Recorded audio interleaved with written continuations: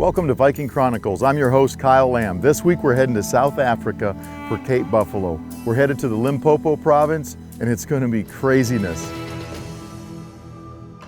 I don't remember when I first decided I wanted to hunt Cape Buffalo, but it's been a long wait to actually make this happen. Roll over there, I meet Yappie. He's a former paratrooper from the South African Army, and immediately we hit it off. We just had that common soldier thing going on, and he said, man, I really want you to come hunt with me. That's cool, well, what do you want to do? And he goes, how about Cape Buffalo? Well, he had me at Cape, and bam, here we are, South Africa. Now, there's something about hunting buffalo. It's dangerous. It's a serious hunt. It's not something that you're just going to go for impala. The first thing you need to do is go out to the range. Spend time with your rifle. Carl brought a blazer with Hornady ammo and a 375, which is great. Good optics, good Leupold scope. After you've done that, make sure you know the anatomy of the animals you're going to be hunting. Definitely going to be a tough hunt. Heading out looking for some buffalo. Yappie said that I can shoot a calf today, get some veal. Of course, we're joking there. We're going to try to go look for a big old bull and see if we can't track him down. Had a really heavy rain this morning, about 0.4. What's nice about that is all the trails are clean. There's no tracks, so if there's tracks, we're going to be able to get on them and really see what we're after. So should be a really good day. So we're cruising along in the Land Cruiser. We spot a couple of decent buffalo. We drive down that trail and we park and we dismount and we start putting the sneak on these bulls. This wasn't just a couple buffalo. This was a bunch of cows and then some decent bulls in there with them. We followed them for a mile or so in thick grass, so the shots just weren't presentable. By the time we really got close to them, by our luck, it got warm and they started bedding down. So we were standing 35, 40 yards from these buffalo. We're in a little shady spot. They started bedding down and we can't see where the big bull is. Well, we all decided it's a good idea to call the buffalo because that sometimes gets their reaction, just to move them a bit into the right angle.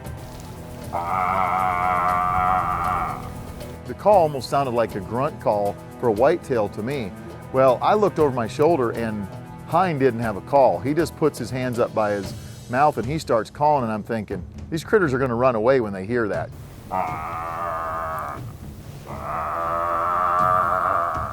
Well, it worked pretty doggone good. And next thing we know, we got this inquisitive bull headed our direction. And that young bull walked all the way to about 12 or 15 yards from us. It was awesome. It was just such an experience, and the cows looking at us. But at that point, my heart rate got up there. That's when the buffalo hunting really started to get the flavor, and I understood why people get amped up about hunting Cape Buffalo. Eventually they busted us. I was all calm, cool, and collected till you started calling that bull in, and I'm like, oh, he's coming. They blow out of there, and Yappie says, all right, let's get on him. And I thought, there's no way we're gonna catch up with them. We started moving fast. I mean, there was times we were actually running to try to keep up there, and as we got closer, we slowed down.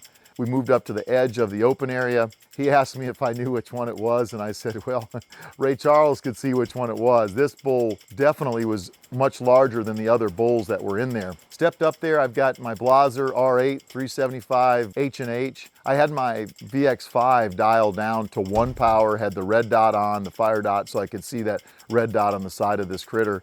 The big bull walked out to the right and Carl just made a perfect shot. High shoulder shot, he dropped him right on the spot. When he dropped, we immediately started moving up there. I actually ran past Yappie and wanted to get more rounds into this critter. He was floundering around a little bit. Guys, I want you this way. Put one in the spine.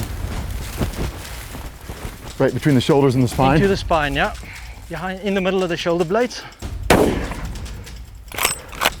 Again, shoot him again.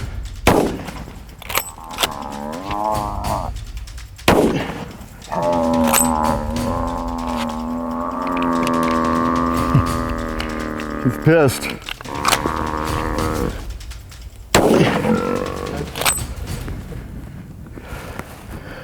Man. That's awesome, dude. Awesome. Holy buckets. Make sure the snipers don't find us. We walked up there and I looked down and oh my goodness. It's a magnificent buffalo. That's a beautiful buffalo, well done. That's Good awesome. shooting. And we looked at the side of this buffalo, and he had cut marks up and down his sides that had healed up. This was a scrapper. The adrenaline dump of having these bulls move up close to us, the adrenaline dump of getting up there and actually shooting one of these buffalo, running up there, finishing him off, and then whew, it's over. You're looking at this big animal.